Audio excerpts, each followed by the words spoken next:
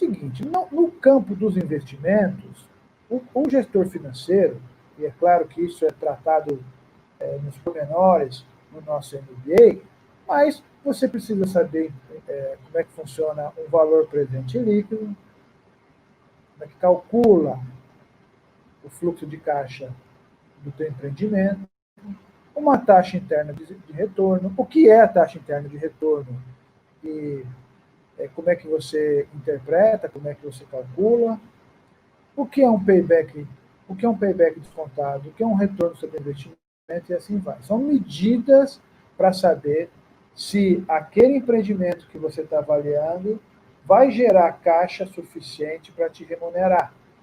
E existem técnicas para isso. E é fundamental que uma pessoa conheça essas técnicas. Aqui, no tempo que a gente tem, está longe de ser o meu objetivo explicar cada coisa. Mas o que é fundamental é entender. Quando você está falando de investimento, você tem que dominar essas medidas-chave. E para isso você tem que entender de orçamento de capital. Os tipos de investimento que você vai fazer. Como é que funciona desinvestimento. São habilidades que a gente precisa para decidir aqui das áreas de decisão que oferece, provoca maiores riscos. Um erro no investimento pode ser fatal para o teu negócio.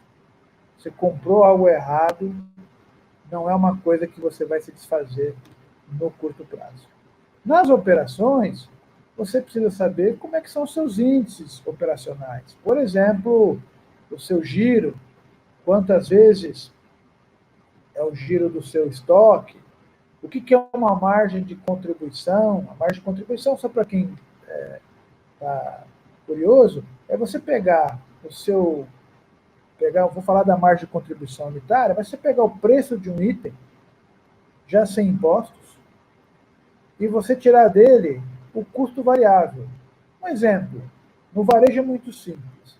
Você vai pegar lá você está vendendo roupa, uma camiseta, tem um preço, vamos chutar aqui que o preço livre de imposto seja R$80, e quanto custou aquela camiseta, ou seja, o valor de quanto você comprou do seu fornecedor, dado que você está revendendo, vamos chutar, mais o quê? Mais o frete, tudo aquilo que foi necessário para colocar aquela camiseta à disposição. Vamos chutar que seja 50. Então você sabe que todas as vezes que você vender aquela camiseta, você tem uma margem de contribuição unitária de R$30. Olha que simples isso.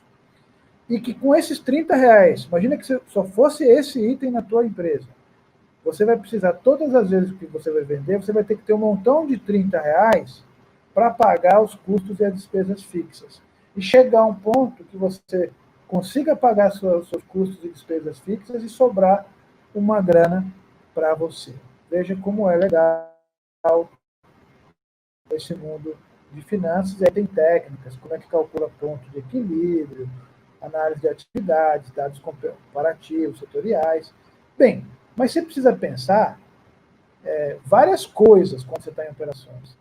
Seleção do mercado que você vai atuar, o posicionamento que você vai querer, relação de qualidade versus preço, a definição do portfólio de produtos e serviços, o que você vai vender para esse público, o seu mix de vendas, como é que vai ser o seu sortimento, o que vai ter na sua loja, o que vai ter na sua clínica, o que vai ter no seu hospital, qual é o seu menu de serviços, o que vai vender, o que vai ter no seu banco, se você quais são os produtos e serviços, como é que você imagina que você vai vender cada um deles, qual vai ser a estratégia de preço, qual vai ser a sua eficácia nos custos, etc. e etc. Olha só, quanta coisa a gente precisa saber para tocar as operações. E nem sempre é o cara do financeiro. Aliás, é a pessoa do marketing, a pessoa de vendas, a pessoa de recursos humanos. Né? Quando você olha a parte de financiamento, que é o que a gente estava discutindo, puxa, o que eu preciso saber? Eu preciso saber uma série de coisas, mas entre elas, o meu custo da dívida, o meu custo do capital, quanto custa para você captar o dinheiro, quanto quanto que o sócio, para aquele negócio, qual é o mínimo que ele deveria exigir, dado o risco que ele está tomando. E você tem lá várias estratégias. Por dividendos, como é que você vai distribuir dividendos, como é que você vai ter as dívidas que você vai tomar, quais as linhas de crédito, qual vai ser a estrutura de capital, quanto você vai pegar de sócio, do total que você precisa, e quanto que vai ser de terceiros, por exemplo, bancos. Tudo isso, gente, tem teoria para a pessoa que trabalha com isso aprender a decidir melhor. E aí a gente passa a falar uma coisa legal. Pô, se a escola deve preparar a pessoa para a tomada de decisão, significa que a escola deve oferecer um ferramental. É a mesma coisa que você só tem como ferramenta um martelo. Se eu te oferecer um parafuso, você com aquele martelo, você só conhece o martelo, você vai sentar a mão e tentar bater aquele parafuso, sendo que você tivesse uma furadeira, ou se você, com uma chave de fenda, você faria um trabalho mais adequado. É sobre isso. Assim, conhecer essas ferramentas vai emancipar o gestor de qualquer área para que ele sofra menos.